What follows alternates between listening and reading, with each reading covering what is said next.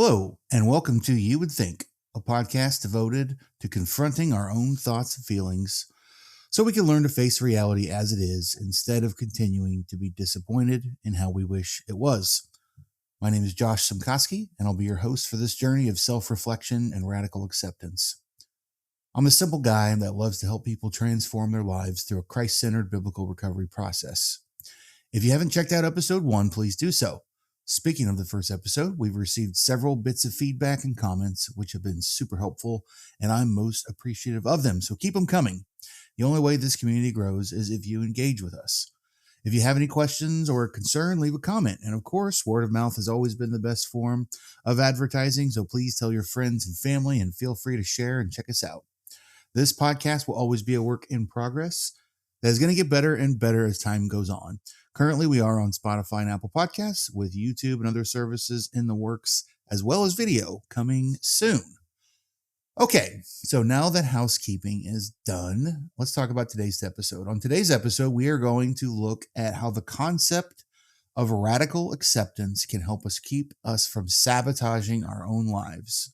Because subconsciously, when we deny reality, or another way to say that is when we don't accept or think that we should be able to change that, and when we don't accept what's going on or think that we should be able to change what is really going on, what we're doing is we're willingly giving control over to people, places, and things that we really have zero control over, and that all comes through our own misplaced expectations. Wow, what a mess.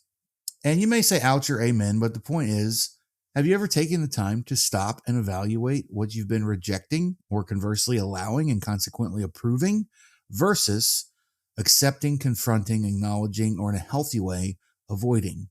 That can be a pretty open-ended question. So let's give some examples and get specific about what this looks like. In DBT, or dialectical behavioral therapy, which is what a lot of this episode's content is going to be drawn from, radical acceptance is a tool that they use as a counterpoint or opposing force to desired change. We need to change the behavioral patterns that are creating suffering and relational issues, while at the same time accepting ourselves and others just the way that God created us to be, nothing more and nothing less. When this is done correctly, we avoid crashing into what I call the ditches of narcissism or self-deprecating unworthiness. While both ditches are very real, when we crash, we believe in the lies and identities that are not real.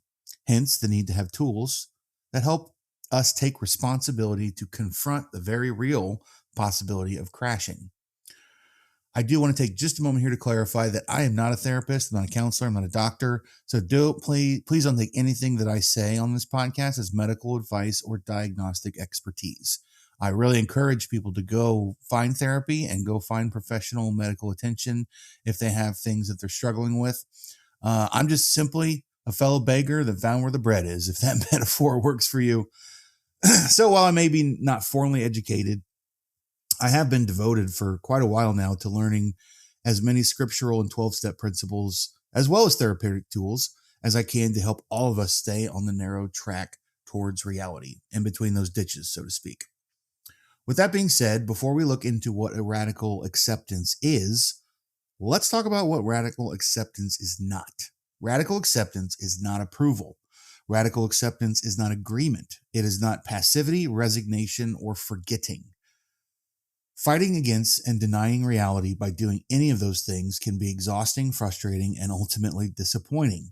And why is that? Because deep down, our subconscious, or as Christians, the whole conviction of the Holy Spirit, is telling us that our expectations are not only way off, but that our behavior is just in some way wrong.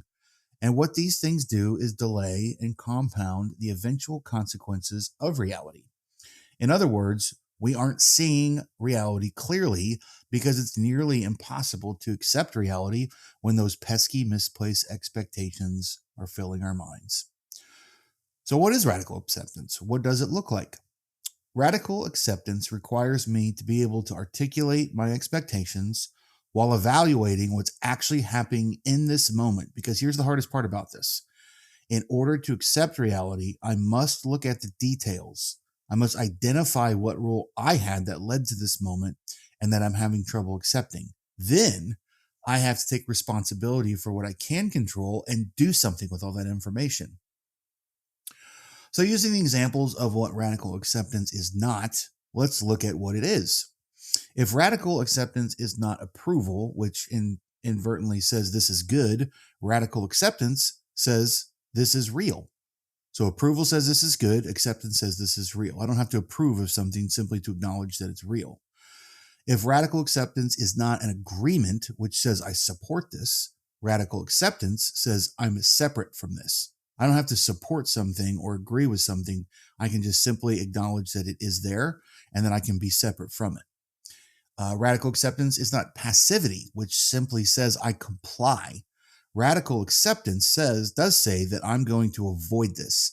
And I do want to take just a moment here to clarify that there's a difference between the problem of an avoid attachment style, which we'll get into in the future, and what the Bible describes as wisdom, which is avoiding people, places, and things that have a pattern and a tendency to cause issues in our life. Look at 2 Timothy 3, 1-5 for some really good application on that. There's also a proverb that pops in my head a lot, and it says something like, a wise man sees trouble coming and hides himself. Or as I take that to say, a wise man sees trouble coming and avoids it because he knows that he's not going to stop it. Okay, back to our examples. If radical acceptance is not resignation, which negates responsibility, radical acceptance does say, I can handle this. If radical acceptance is not forgetting, which says this never happened, radical acceptance does say, I remember and I can forgive. That's not the same thing as reconciliation, by the way. So let me ask you a question. What is your default thought or emotion when things don't seem to go your way? For those of us that struggle to accept reality, anger, sadness, frustration, disappointment, or just mere annoyance may be what we immediately feel when a situation doesn't meet our expectations. For some, it may be a thought or a belief about their identity, like, of course, this always happens to me, or story of my life, or par for the course, here we go again. A general sign that you may need to learn how to practice radical acceptance is when your mind keeps arguing with reality. It sounds something like, this shouldn't have happened, they or I shouldn't be this way, I shouldn't feel this can't be true, why me? Acceptance begins when you stop arguing with what reality is. If you're relating to any of this or it sounds familiar, please stay with me because there's real hope. You do not have to continue to believe any of those lies or false projections of reality. What we are after here is high acceptance with low expectations, which leads to peace and serenity. So that brings us to what I'm going to talk about a lot on this podcast, which has to do with the 12 steps of recovery. And if you are familiar at all with the 12 steps, then you probably have the serenity prayer memorized. But just because we have something memorized doesn't mean we know how to apply it or even understand it for that matter. I mean, I can memorize something in Spanish, but that doesn't mean I know what it means.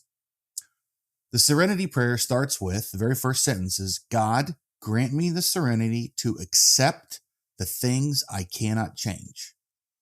So let's just stop right there. We don't even have to read the rest of the prayer yet.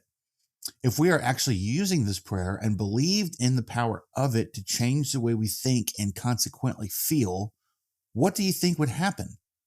Once we can slow down and learn to evaluate what we are and are not in control of, most importantly, we can accept responsibility for the moment and thoughtfully respond instead of regretfully and emotionally react. The most common illustration used to describe radical acceptance is when it rains. Being upset, bummed, angry, or depressed about something that no one has control over, including you, like the weather, or thinking that this is just, of course, my luck, is denial, rejection, and a deflection of reality. When we accept that it's raining, we acknowledge it, and we just say, hey, look, it's raining. We grab an umbrella and move on with our day without giving any more thought or emotional energy to it. We don't allow the rain to dictate our mental, emotional state. It simply is part of reality, and we can live and enjoy our lives despite it raining. So besides rain, what are some other examples of radical acceptance? Here are a few that I've heard and had over the past several years. I can get on the airplane and be anxious at the same time. I know I do that every time I fly. That relationship is over, and while it hurts, I know God is protecting me. I can't change them, but I can choose what I will allow. My recovery is a process, not an event. This is going to take some time and be difficult. Let's just see how this plays out. I can be an observer without being a participant. My kid is emotionally dysregulated right now, but that doesn't mean I have to join them. That was embarrassing, but people do make mistakes. Just because I feel insecure and lonely right now doesn't mean I am. I'm angry, but being angry isn't a sin. It's a sin if I let this dictate what I do next. So if any of those examples ring true, or maybe you have one of your own, please let me know in the comments of how you have used, maybe you have some opposite ones of how you struggled to. I'd love to know just if this is ringing true for you, and love to hear what you have to say. So you can see how this really takes intentional effort to consciously stop in the moments that you feel like speeding up or disappearing.